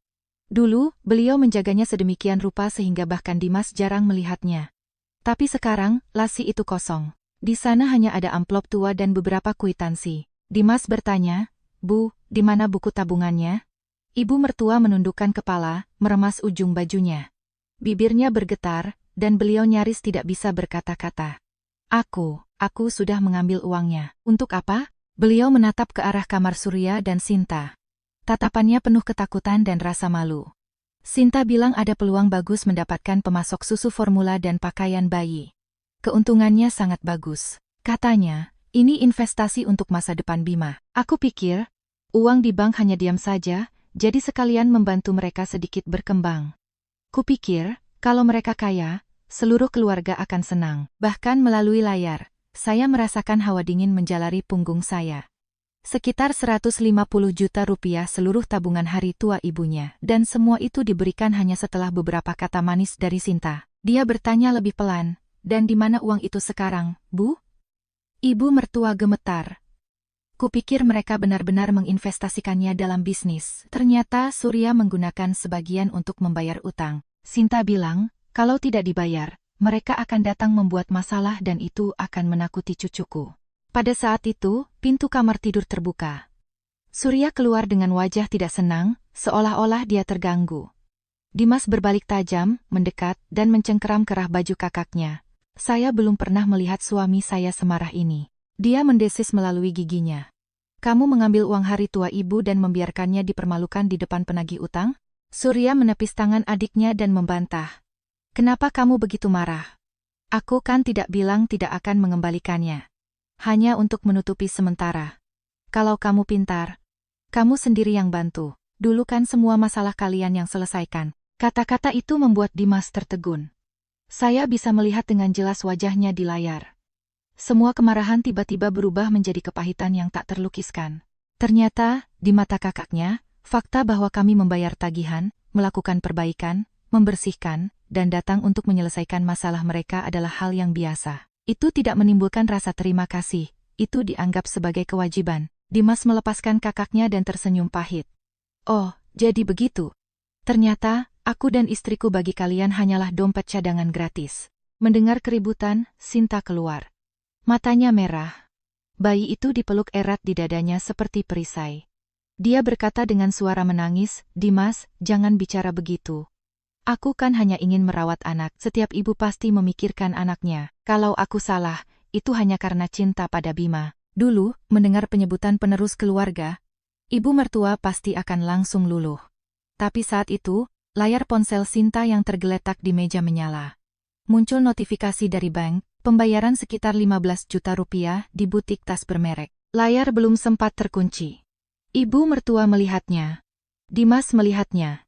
Udara di ruang tamu menjadi seberat timah. Sinta buru-buru meraih ponselnya. Wajahnya memucat. Itu aku pesankan untuk teman." Dimas menatapnya dengan pandangan sedingin es. "Pesankan untuk teman dengan uang yang ibu ambil dari buku tabungannya?" Sinta kehilangan kata-kata. Ibu mertua melompat, menatap menantunya dengan mata terbelalak, tidak percaya bahwa wanita yang begitu dia bela menghabiskan uang cucunya untuk sebuah tas mahal. Suaranya bergetar. "Sinta, katakan dengan jujur, berapa sisa uang yang kuberikan padamu?" Sinta mengatupkan bibirnya dan terdiam. Keheningan itu lebih fasih daripada pengakuan apapun. Ibu mertua jatuh kembali ke kursi, memegangi dadanya. Wajahnya menjadi seputih kapur. Beliau berbisik dan aku pikir kamu benar-benar peduli pada cucuku. Saya melihat adegan ini melalui layar, dan tidak ada rasa senang dalam diri saya. Saya merasa takut. Seseorang, demi sanjungan orang lain, berpaling dari mereka yang dalam diam menanggung semua beban, pada akhirnya dikhianati dengan cara yang paling kejam. Rasa sakit ini, mungkin, lebih kuat dari teguran apapun. Dimas tidak berkata apa-apa lagi. Dia membungkuk, mengumpulkan perjanjian kredit dari meja, memotret masing-masing. Kemudian, dia memotret notifikasi di ponsel Sinta sebelum Sinta sempat menghapusnya. Berbalik ke arah ibunya, dia berkata dengan tegas, "Bu, istirahatlah. Situasi ini tidak akan selesai dengan air mata." Setelah itu, dia mengakhiri panggilan. Saya duduk diam untuk waktu yang lama. Ponsel masih terasa hangat di tangan saya. Firasat saya menjadi kenyataan. Keluarga suami tidak hanya terjerat dalam masalah rumah tangga dan tagihan yang belum dibayar. Mereka hancur karena orang-orang terbiasa saling memanfaatkan dengan berlindung di balik kata keluarga. Dan sekarang, ibu mertua harus membayar harga atas cinta butanya pada cucu tertuanya. Malam itu, Dimas kembali ke rumah orang tua saya lebih lambat dari biasanya. Kami sudah selesai makan malam, ibu sedang membersihkan dapur, ayah merokok di balkon. Dan saya berdiri di dekat jendela, menatap halaman yang gelap. Begitu saya melihatnya, saya tahu segalanya buruk. Kemejanya kusut, rambutnya acak-acakan. Matanya merah karena kurang tidur, tetapi yang paling mengejutkan saya adalah keheningannya. Itu adalah keheningan berat seseorang yang dalam satu hari telah mengetahui terlalu banyak kebenaran pahit. Dia mencuci muka, minum segelas air, dan duduk di kursi di ruang tamu. Saya duduk di seberangnya. Setelah waktu yang lama, dia mengeluarkan setumpuk kertas yang terlipat rapi dari sakunya dan meletakkannya di atas meja. Foto-foto perjanjian kredit Surya, kwitansi listrik dan air, bukti penarikan tunai, dan foto notifikasi bank tentang pembelian tas itu. Dia melihat kertas-kertas itu dan tiba-tiba berkata dengan sangat pelan, "Tini, maafkan aku." Saya terdiam. Saya sudah begitu lama menunggu permintaan maaf ini, tetapi ketika itu terdengar, rasanya tidak menjadi lebih mudah. Beberapa luka tidak hilang hanya dengan kata maaf. Mereka seperti memar. Dari luar kelihatannya sudah sembuh, tetapi jika disentuh, masih terasa sakit. Dimas menundukkan kepala, jari-jarinya saling bertautan. Aku pikir kesabaran adalah bentuk hormat kepada orang tua. Aku pikir jika kamu sedikit mengalah, rumah akan damai, dan nanti kita akan pindah dan semuanya akan baik-baik saja. Ternyata aku telah membuatmu menderita. Aku membiarkan mereka menganggap kerja kerasmu sebagai kewajiban, dan uang kita sebagai dompet pribadi mereka. Saya menatapnya dan tenggorokan saya tercekat. Sejak saya menikah, saya tidak takut kemiskinan atau kerja keras. Saya takut bahwa orang di samping saya tidak akan pernah melihat rasa sakit saya. Dan malam itu, dia akhirnya melihatnya. Dia mendorong kertas-kertas itu ke arah saya. Aku tidak akan lagi membiarkan ibu, Surya, atau Sinta memanfaatkan kita. Ibu adalah ibuku, aku bertanggung jawab atasnya. Tetapi itu tidak berarti kamu harus membayar kesalahan mereka. Saya bertanya pelan, "Apa yang akan kamu lakukan?" Dia mengangkat pandangannya, dan matanya jernih. "Besok pagi, aku akan mengumpulkan semua orang di sebuah kafe. Bukan di rumah. Di rumah, semua orang bersembunyi di balik tangisan bayi, keluhan ibu tentang tekanan darah, dan alasan Sinta setelah melahirkan. Kita akan bertemu di tempat netral, meletakkan semua kertas di atas meja, dan menyebut segala sesuatu dengan namanya." Keesokan paginya, Dimas mengundang ibu mertua, Surya, dan Sinta ke sebuah kafe kecil di dekat rumah mereka. Saya tidak ingin pergi, tetapi dia menggenggam tangan saya erat-erat. "Kamu tidak perlu mengatakan apa-apa, cukup duduk di sebelahku. Biarkan mereka tahu bahwa mulai sekarang, aku tidak akan membiarkanmu berdiri sendirian." Kami tiba lebih dulu. Di kafe pagi itu sepi. Musik lembut mengalun. Kami mengambil meja di sudut. Sekitar 10 menit kemudian, ibu mertua masuk dengan wajah lelah. Di belakangnya Surya dengan ekspresi tidak senang yang jelas. Sinta menggendong Bima. Matanya agak kemerahan, seolah-olah dia sudah bersiap untuk memainkan adegan air mata. Begitu mereka duduk, Sinta menghela napas. "Dimas, kenapa kamu membawa kami ke sini? Aku baru saja melahirkan, aku sulit berjalan. Apa tidak bisa bicara di rumah saja?" Dimas tidak menjawab. Dia mengeluarkan kertas-kertas dari sakunya dan menyebarkannya di atas meja. Perjanjian kredit, tagihan yang belum dibayar, mutasi bank, foto-foto pesan. Suasana seketika menjadi tegang. Dia berkata, "Mulai hari ini, setiap orang menyelesaikan masalah keuangannya sendiri. Aku dan Tini tidak akan membayar apa-apa lagi." Surya memukul meja dengan kepalan tangannya, cangkir-cangkir berdentang. "Apa yang kamu bicarakan? Kamu mau meninggalkan ibu?" Dimas menatap kakaknya dengan tatapan paling dingin yang pernah saya lihat darinya. "Yang meninggalkan ibu itu kamu. Kamu mengambil uang hari tuanya untuk melunasi utangmu. Membiarkan penagih utang datang ke gerbangnya. Dan sekarang kamu mau kami yang membayarnya, dan kamu menyebut itu cinta pada ibu? Surya ragu-ragu, tetapi segera membantah. Aku sedang mengalami kesulitan sementara. Keluarga harus saling membantu di masa-masa sulit. Dimas menjawab tanpa berpikir. Membantu itu satu hal, membiarkan diri diinjak-injak itu hal lain. Kamu mengambil kredit untuk kripto, menyembunyikan utang, mencuri uang ibu. Itu bukan kesulitan keluarga, itu konsekuensi dari kebodohanmu. Sinta melihat suaminya terpojok, memeluk bayinya lebih erat. Matanya berkaca-kaca karena air mata. Dimas, kenapa kamu begitu kejam? Kami melakukan semua ini demi anak, Bima masih kecil, semua butuh uang. Nanti kalau kamu jadi ayah, kamu akan mengerti. Dimas bahkan tidak membiarkannya selesai. Dia membuka kunci ponselnya dan meletakkan foto bukti pembayaran dari butik sebesar 15 juta di depan ibu mertua. Suaranya tidak keras, tetapi setiap kata menghantam seperti palu. Jika semua demi Bima, kenapa uang ibu berakhir di toko tas? Ibu mertua, melihat foto itu, gemetar seluruh tubuhnya. Sinta tergagap. Aku membelikannya untuk teman. Bu, jangan dengarkan dia. Dia memutarbalikkan semuanya. Dimas mengeluarkan foto lain tangkapan layar mutasi rekening banknya pada hari pembelian. Temanmu mentransfer uangnya kembali padamu, tunjukkan buktinya. Kalau tidak, berhentilah berlindung di balik bayi. Mendengar kata-kata itu, Sinta terdiam membisu. Surya berpaling, dan ibu mertua menundukkan kepala. Matanya memerah. Saya melihat di tatapannya kehancuran ilusi yang total bukan hanya karena kehilangan uang, tetapi juga dari kesadaran bahwa orang-orang yang begitu dia bela ternyata adalah pembohong. Dimas menatap ibunya. Suaranya menjadi lebih pelan, tetapi tidak kehilangan ketegasannya.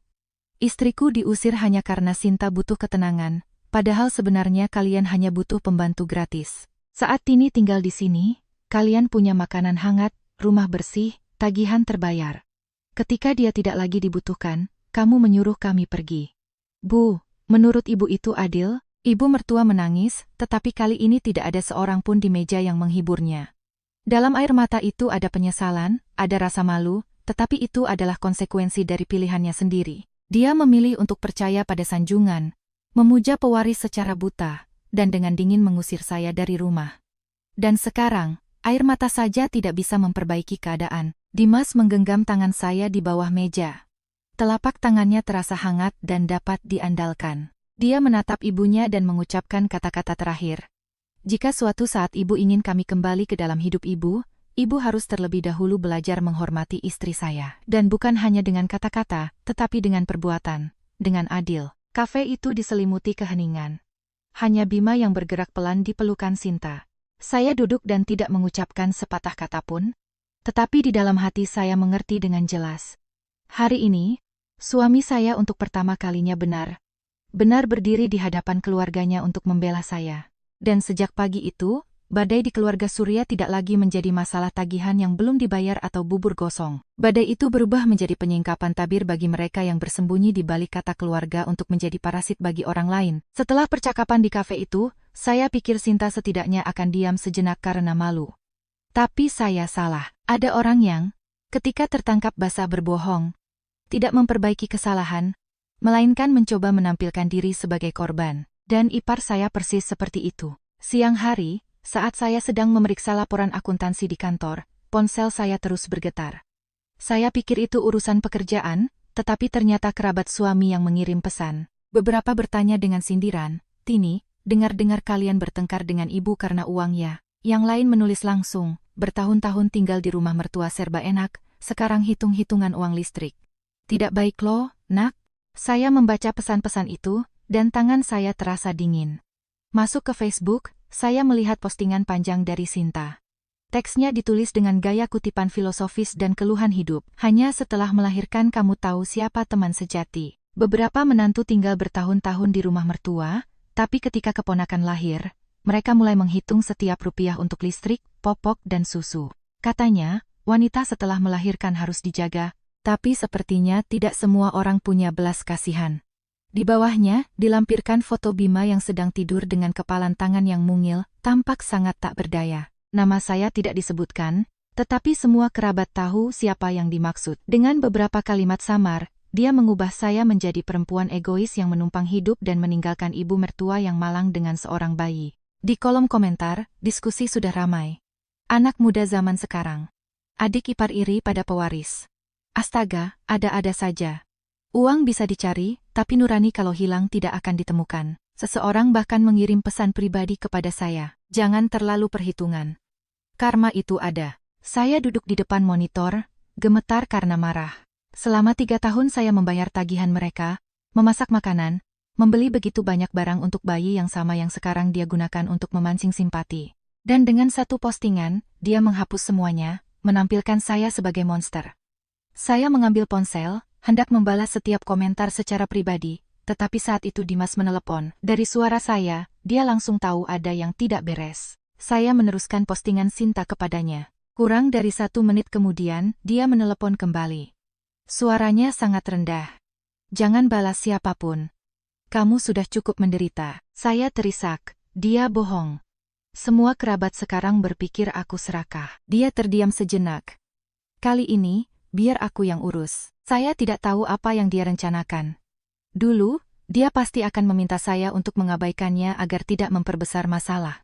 Tapi tidak sekarang. Setengah jam kemudian, saya melihat postingan baru di halaman Facebooknya. Tanpa makian, tanpa menyebut nama Sinta. Dia hanya mengunggah tangkapan layar dari tabel pengeluaran saya selama 3 tahun, menyamarkan data pribadi tetapi membiarkan tanggal, jumlah, dan tujuan pembayaran.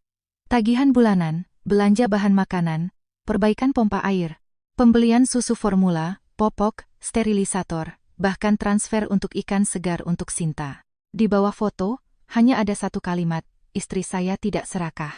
Dia hanya berhenti membiarkan dirinya dimanfaatkan. Itu sudah cukup untuk membuat semua kerabat tiba-tiba terdiam. Mereka yang menuduh saya serakah seolah lenyap di telan bumi. Beberapa diam-diam menghapus komentar mereka di bawah postingan Sinta, dan beberapa bahkan mengirim pesan pribadi kepada Dimas. Kalau memang begitu, kamu harus menjaga istrimu. Kasihan Tini, begitu banyak yang dia tanggung. Saya membaca itu, tidak tahu harus menangis atau tertawa. Ternyata, orang tidak begitu buta. Mereka hanya terbiasa memperkayai cerita pertama yang diceritakan, terutama jika dibumbui dengan air mata wanita dan foto bayi. Sinta panik. Dia menelepon ibu mertua dan mengamuk. Ibu Ratna menelepon Dimas dan langsung memarahinya. Apa yang kamu lakukan? Membawa masalah keluarga ke internet? Apa kamu tidak takut orang-orang menertawakan kita? Dimas menjawab dengan sangat tenang. Mau menjaga nama baik? Suruh Sinta hapus postingannya. Istriku bukan sasaran kebohongannya yang bisa dihina tanpa hukuman. Ibu mertua tersedak, tetapi mencoba menenangkan suasana. Dia kan baru melahirkan, emosinya tidak stabil. Kamu adik, bisakan mengalah. Dimas tidak melunak. Bu melahirkan tidak memberikan hak untuk memfitnah. Tini juga seorang wanita, dia juga sakit hati dan tersinggung. Aku tidak akan lagi memaksa istriku menelan hinaan demi kenyamanan kalian. Saya mendengarkannya, dan jantung saya berdebar kencang. Untuk pertama kalinya, dia berbicara dengan ibunya dengan nada seperti itu tanpa kurang ajar, tanpa meninggikan suara, tetapi dengan batasan yang jelas. Ibu mertua lama terdiam, lalu menutup telepon. Saya tahu beliau sangat marah, tetapi kemarahan itu tidak lagi membuat saya takut. Malam itu juga, postingan Sinta menghilang. Tidak ada permintaan maaf, tidak ada penjelasan, hanya lenyap seolah-olah tidak pernah ada. Tetapi mereka yang telah melihat postingan Dimas tidak akan melupakan apapun. Untuk pertama kalinya, Sinta kehilangan statusnya sebagai korban lemah yang tak tersentuh. Untuk pertama kalinya, yang harus mundur bukanlah saya, melainkan dia. Dimas meletakkan ponselnya, menatap saya dan berkata, aku tahu ini tidak bisa menebus semua yang telah kamu alami. Tapi mulai sekarang, jika ada yang berani menyentuhmu, aku akan menjadi orang pertama yang berdiri di hadapan mereka. Saya tidak menjawab, hanya menatap tangan saya. Retakan-retakan kecil telah sembuh, tetapi luka di hati masih ada.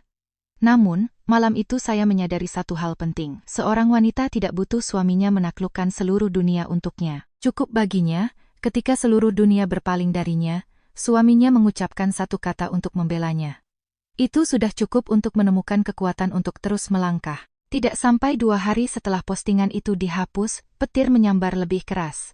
Kali ini bukan lagi sindiran di media sosial atau bubur gosong. Ini adalah sesuatu yang melucuti sisa-sisa wibawa ibu mertua di depan tetangga. Dan Surya tidak bisa lagi bersembunyi di balik pintu yang terkunci. Pagi itu hari kerja.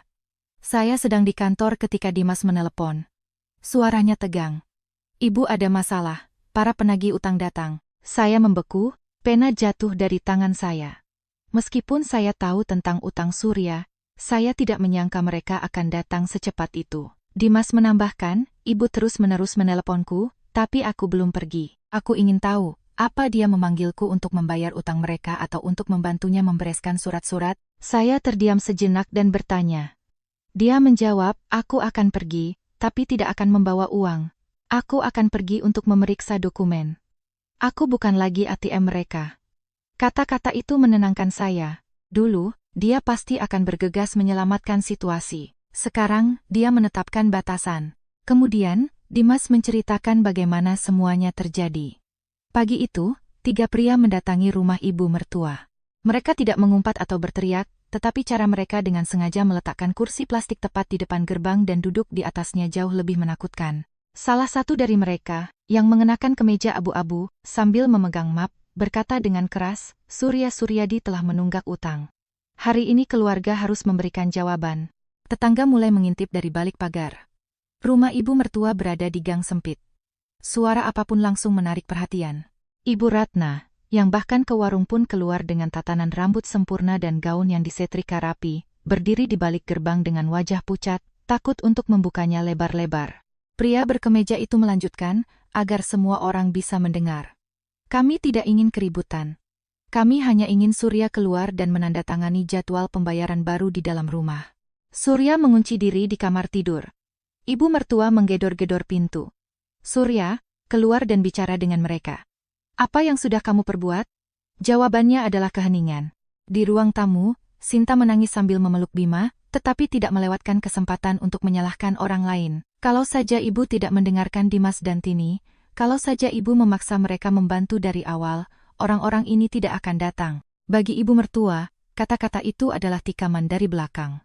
Menantu perempuan tertuanya, yang begitu dia lindungi dan sanjung, di saat paling kritis malah menyalahkan dirinya. Ibu Ratna berdiri di tengah ruangan, berpegangan pada sandaran sofa, dan tidak bisa berkata apa-apa.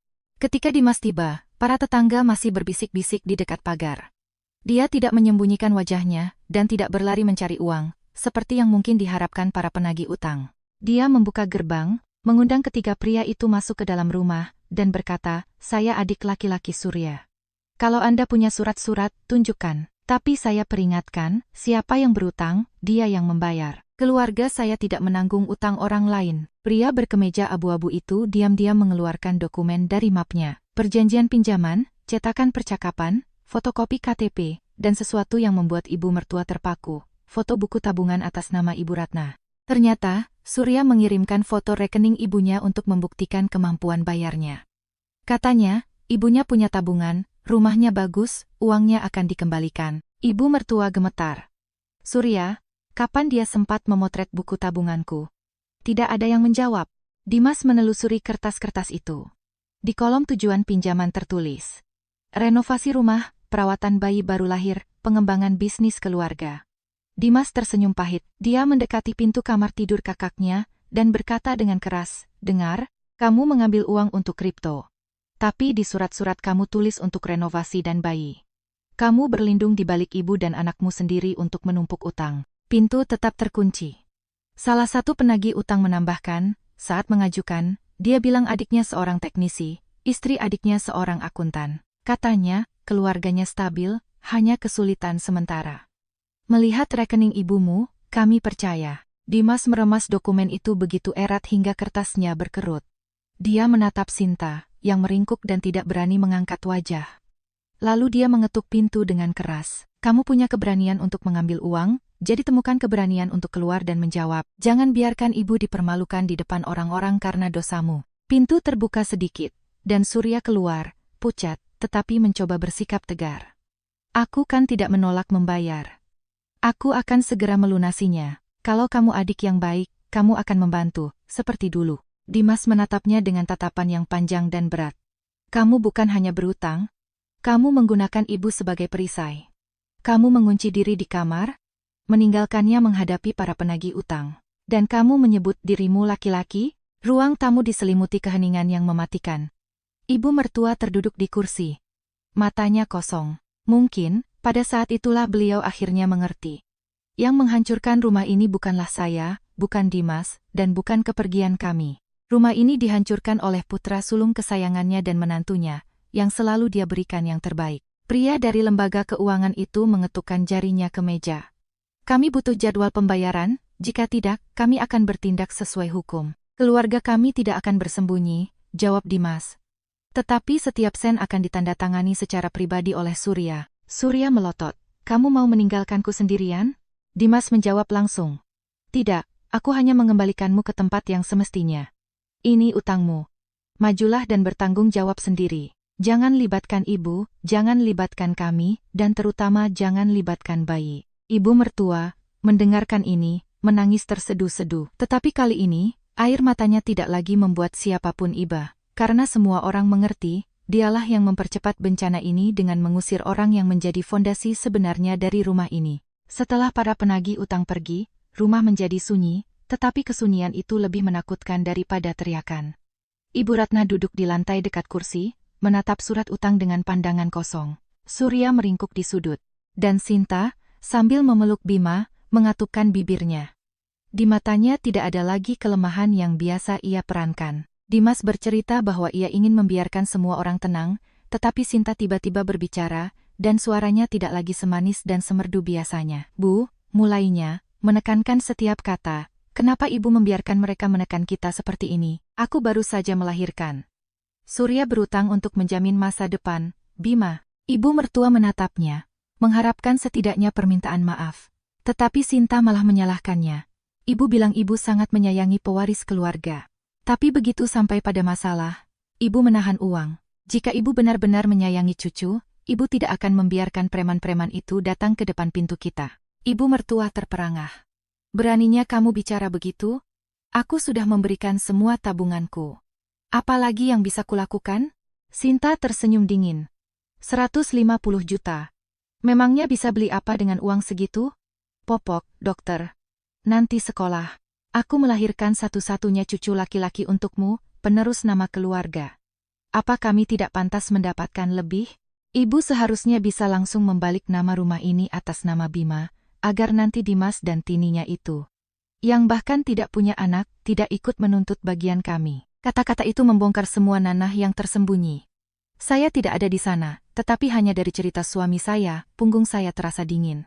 Ternyata, saya diusir dari rumah bukan demi ketenangan. Itu adalah langkah pertama untuk merebut seluruh rumah, dengan mengusir kami ke jalan selamanya. Ibu mertua terkesiap. Bagian apa? Aku masih hidup.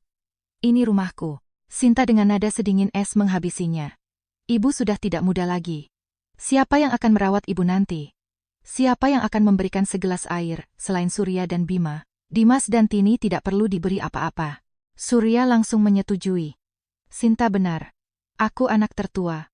Rumah ini harus menjadi milikku. Biar Dimas berusaha sendiri. Dimas mendengarkan bagaimana saudara kandungnya sendiri menganggap semua jerih payah kami tidak ada artinya. Dia tersenyum sinis. Segelas air, ya? Lalu siapa yang mengantar ibu ke rumah sakit selama 3 tahun ini? Siapa yang memperbaiki pipa di sini? Siapa yang mengganti pompa air? Siapa yang membeli bahan makanan dan mencuci pakaian? Kamu menyebut dirimu anak tertua. Apa yang sudah kamu lakukan untuk ibu sebagai anak tertua? Ruangan itu diselimuti keheningan. Setiap kata Dimas adalah kebenaran. Surya dan Sinta hanya menuntut, tidak pernah memberi. Sinta kembali berteriak dengan suaranya yang melengking, bicaralah sesukamu. Aku punya anak laki-laki, pewaris nama keluarga. Ibu wajib memikirkannya. Jika dia sampai tidak punya rumah, seluruh keluarga akan menertawakan kalian. Dimas menatap bayi yang tertidur. Di matanya terlintas rasa kasihan pada anak yang dijadikan alat tawar-menawar. Anak ini tidak bersalah, kata Dimas tegas, tapi jangan berani-berani menggunakannya untuk memeras ibu dan meremehkan kerja keras istriku. Ibu mertua tiba-tiba memukul meja dengan tangannya. Beliau menatap Sinta dengan campuran rasa sakit dan amarah. Jadi, semua kata-kata manismu, semua pembicaraan tentang cinta pada cucu, semua itu hanya demi rumahku? Sinta terdiam. Dan keheningan itu menjadi konfirmasi terbaik. Ibu Ratna menatap Dimas, lalu ke tumpukan kertas. Beliau tidak lagi memiliki kekuatan untuk membela putra sulungnya. Menantu perempuan kesayangannya yang ideal ternyata adalah seorang penipu, sementara menantu perempuan bungsunya, yang beliau usir dengan sebuah koper, selama 3 tahun telah menopang rumah ini di pundaknya. Ketika Dimas menceritakan ini kepada saya lama terdiam. Saya tidak merasakan kepuasan. Saya hanya merasa sangat kasihan pada diri saya sendiri selama 3 tahun terakhir itu. Kasihan pada hari-hari ketika saya mencoba membuktikan bahwa saya berhak menjadi anggota keluarga yang ternyata hanya menunggu saat yang tepat untuk membuang saya ke jalan. Tetapi saya merasa lebih lega, karena kebenaran akhirnya terungkap. Seminggu kemudian, pulang kerja, saya melihat tamu tak terduga di apartemen sewaan kami. Ibu saya dengan pelan berkata, "Tini, ibu mertuamu datang." Saya membeku. Saya meletakkan tas dan masuk ke ruang tamu. Ibu Ratna duduk di kursi. Beliau tampak lebih kurus, bungkuk. Tidak ada lagi jejak kesombongan masa lalunya. Melihat saya, beliau buru-buru berdiri. "Tini, maafkan ibu." Saya tidak menjawab, bukan karena dendam. Hanya saja saya tidak tahu harus berkata apa. Satu kata maaf tidak akan menghapus ribuan piring yang telah dicuci, malam-malam tanpa tidur, teguran karena sup yang terlalu asin, dan hari ketika koper saya diletakkan di depan pintu. Ibu Ratna menangis. Kupikir Sinta itu baik. Kupikir dia menyayangiku, ternyata dia hanya ingin mengambil rumah. Aku yang salah dalam segala hal. Maafkan aku, Dimas, yang duduk di sebelah ayah saya, berdiri dan berkata, "Bu, meminta maaf itu harus dengan benar." Ibu mertua menatapnya. Dimas melanjutkan, "Ibu bukan hanya salah menilai Sinta. Ibu salah karena menganggap kepedulian Tini sebagai kewajiban. Ibu mengusir istriku demi ketenangan cucu. Ibu membiarkannya disebut serakah, padahal dia memberikan segalanya untuk kalian." Saya menatap suami saya. Dia tenang, tetapi kata-katanya melindungi saya lebih baik dari benteng manapun. Ibu mertua mendekati saya. "Tini, maafkan ibu karena menganggapmu berutang sesuatu padaku. Aku tidak berpikir semuanya akan menjadi seperti ini." Saya lama menatapnya. Rasa kasihan bukanlah alasan untuk melupakan masa lalu. Saya bertanya dengan perlahan dan jelas. "Ibu Ratna, seandainya Sinta tidak punya utang, seandainya mereka tidak menuntut rumah ibu, apakah ibu akan pernah menyadari bahwa saya juga pantas dihormati?" Beliau terdiam. Bibirnya bergetar, tetapi tidak ada jawaban. Ayah saya menghela napas panjang. Saya tidak ingin mempermalukannya.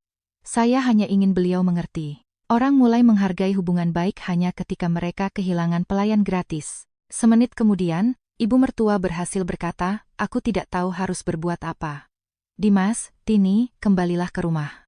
Aku janji, semuanya akan berbeda." Saya belum sempat membuka mulut, Dimas menggenggam tangan saya dan berkata dengan tegas, "Kami tidak akan kembali, Bu. Aku tetap anakmu dan akan membantu jika ibu sakit.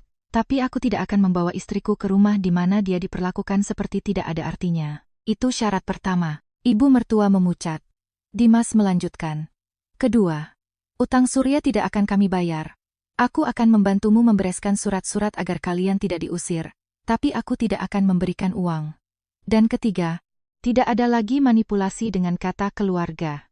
Jika ibu ingin berhubungan dengan kami, belajarlah untuk menghormati Tini." Ibu Ratna menundukkan kepala dan berbisik, "Aku mengerti." Tak lama kemudian, saya dan Dimas menyewa sebuah apartemen kecil tidak jauh dari tempat kerja saya.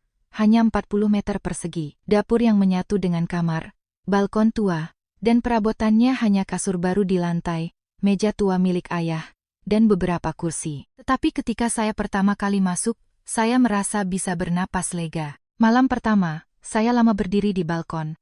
Angin sepoi-sepoi bertiup. Tidak ada yang berteriak dari lantai atas, "Tini, masak kaldu." Tidak ada yang melarang saya membanting pintu kulkas. Dimas memeluk saya dari belakang. "Di sini memang masih kosong, tapi dari sini tidak akan ada yang pernah mengusirmu." Saya menangis. Dulu saya pikir rumah adalah tempat di mana kamu mencuci, membersihkan, dan membayar listrik. Ternyata, jika kamu tidak dihormati di sana, itu bukan rumah. Pagi harinya, seperti biasa saya terbangun pukul 5 pagi dan langsung teringat, saya tidak perlu memasak bubur. Dimas bangun, mengucek mata, dan tertawa. "Tidurlah lagi, biar aku yang masak mie instan untuk sarapan." Saya melihatnya dengan canggung sibuk di depan kompor, dan hati saya luluh. Mie instan itu lebih lezat dari semua mahakarya kuliner saya. Setelah makan malam, saya ingin mencuci piring, tetapi dia menghentikan saya. "Sekarang, kita lakukan semuanya bersama-sama. Tidak ada lagi permainan satu arah." Janji itu bagi saya lebih berharga dari emas. Kehidupan di rumah ibu mertua juga berubah. Ibu Ratna tidak lagi menuruti keinginan menantu sulungnya. Siapa yang mengotori, dia yang membersihkan. Sinta mengeluh lelah, tetapi ibu mertua dengan dingin menjawab, "Aku sudah tua, aku tidak bisa menanggung kalian semua." Untuk pertama kalinya, Sinta harus mengepel lantai sendiri. Surya harus mengambil pekerjaan kedua untuk membayar utangnya. Dimas membantu mereka merestrukturisasi kredit, tetapi tidak memberikan sepeser pun. Suatu kali, ibu mertua menelepon saya. Saya tegang melihat nomornya, tetapi begitu mengangkat telepon, saya hanya mendengar suara pelan. "Tini, bagaimana kabarmu? Bagaimana kesehatanmu?" Saya menjawab, "Baik-baik saja, Ibu Ratna." "Jaga diri ibu baik-baik." Percakapan itu singkat, tetapi itu sudah cukup. Saya tidak menyimpan dendam padanya. Beliau adalah ibu dari suami saya, orang yang telah berdiri membela saya. Tetapi memaafkan tidak berarti kembali ke perbudakan. Saya bersikap sopan, tetapi menjaga jarak. Sekarang, setiap pagi saya pergi bekerja, dan malam hari kembali ke apartemen sederhana kami. Di sini, Dimas bertanya, "Aku cuci piring, kamu buat teh ya?" Di sini, kami makan pizza di meja tua dan tertawa. Saya mengerti hal yang utama. Rumah bata 3 lantai itu tidak pernah menjadi rumah saya. Saya mencoba membeli cinta dengan kerja keras saya, tetapi kebaikan yang tidak dihargai suatu saat akan berakhir. Koper yang diletakkan di depan pintu menjadi penyelamat saya. Saya pergi bukan sebagai pecundang, tetapi sebagai wanita yang suaminya meraih tangannya dan membawanya ke rumah yang sesungguhnya. Dan itu sudah cukup bagi saya untuk memulai hidup baru yang bahagia.